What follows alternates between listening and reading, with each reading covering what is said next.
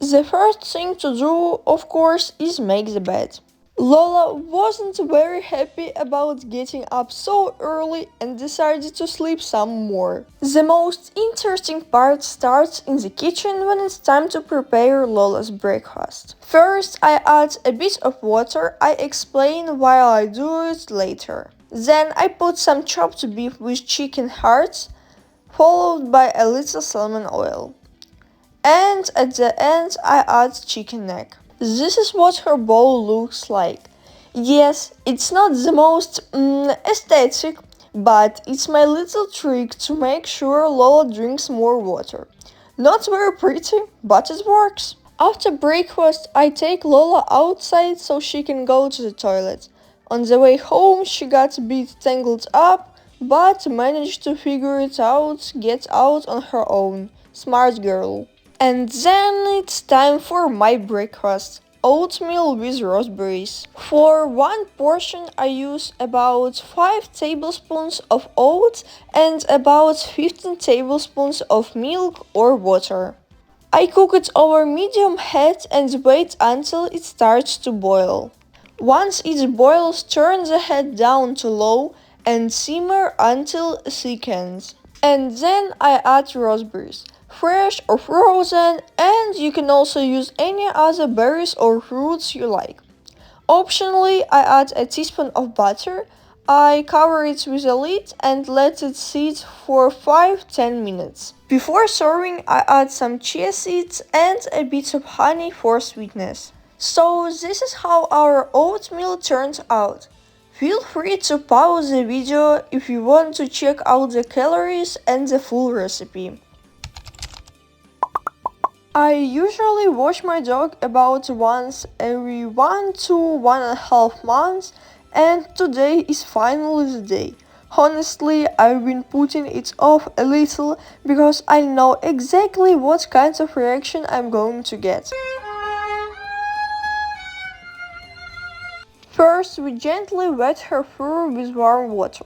It's really important that the water is warm, not too hot and not too cold, so at least she feels somewhat comfortable. Lola stands there completely tense, like a little statue, trying not to move at all, as if hoping that if she stays still, it's all be over faster. And then we take the shampoo. I bought it for quite a lot of money because it's supposed to be super gentle and prevents itching and irritation. And honestly, at moments like this you just think, it's better be worth it. We carefully apply the shampoo and start lathering her up. The only thing Lola maybe likes a little is massage, so we are trying to give her more of them. And then I think comes one of the funniest moments. As soon as her tail gets completely wet, it suddenly turns into an antenna. Seriously, it just sticks straight up like it's trying to catch a signal from space. My sister and I can't help it, we start laughing. After that, we carefully rinse off all the foam. This part is really important. You have to make sure there is no shampoo left at all, because even a little bit can cause itching. We rinse her thoroughly, checking every part to make sure everything is perfectly clean. And then the moment Lola probably hates even more than the bath itself, drying. But before that we brush her. It's easier to do while her fur is still damp, and it helps everything look much neater afterwards. When we turn on the hairdryer, the second part of the drama begins.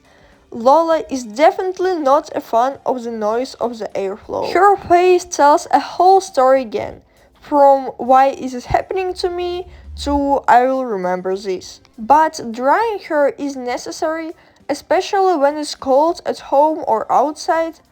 Small dogs can catch a cold easily, so there is really no skipping this step.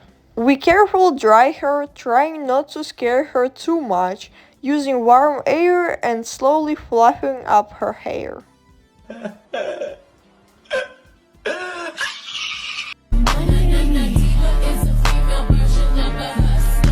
And then, after all of that, there's suddenly a completely different dog in front of us.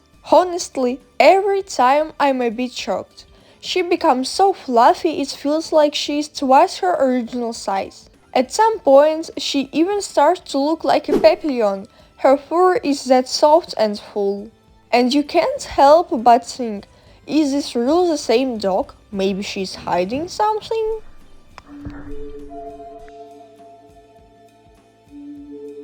But we're not done yet. I decide to go all the way and start trimming her nails. And this is a whole separate story. For some reason, Lola seems to hate this more than anything else.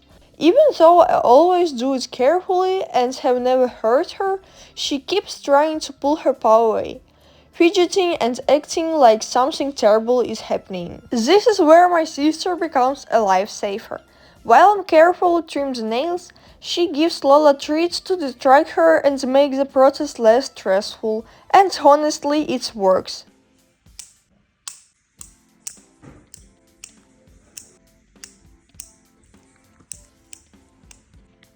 And finally, the last step, brushing her teeth. I'll say this in advance. From the outside, it might look a bit strange, like I'm bothering her or even being mean. But in reality, it's a very important part of her care, especially for a Chihuahua.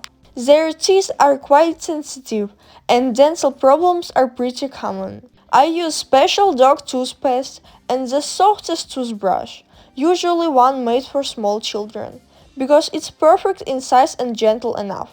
Of course, Lola doesn't like this either. She makes faces, tries to turn away, sometimes acts like she's about to be offended forever.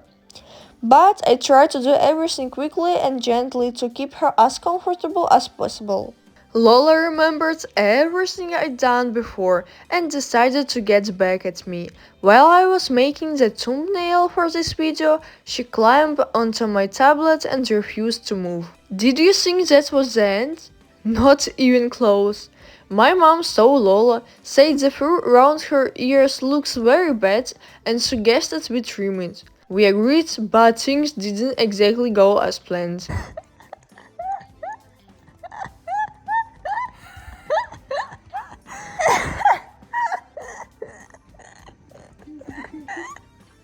But wait, don't worry about Lola or her haircut. My mom came in like a hero and fixed her ears so she at least looked like a dog again. I actually really like the result. She starts to look more like a Chihuahua. Let me know in the comments which version of Lola do you like more, before or after.